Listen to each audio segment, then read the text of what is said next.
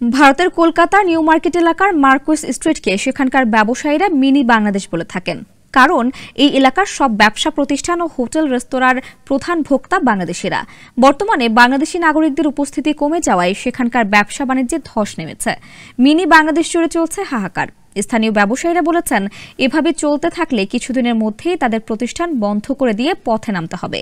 ইতিমধ্যেই অনেক ব্যবসায়ীকে আধ পেটা খেয়ে থাকতে হচ্ছে বলেও স্বীকার করেছেন তারা। খোদ হিন্দুস্তান টাইমস এই খবর জানিয়েছে। একজন হোটেল ব্যবসায়ীর বরাত দিয়ে সেখানে বলা হয়েছে, তার ব্যবসার ভীষণ খারাপ অবস্থা। চলতি বছরের সেপ্টেম্বর থেকে বাংলাদেশিদের আনাগোনা কমে গেছে। হোটেলে 40টি রুম, কিন্তু বর্তমানে 10 থেকে 15টির বেশি রুম ভর্তি হয় না।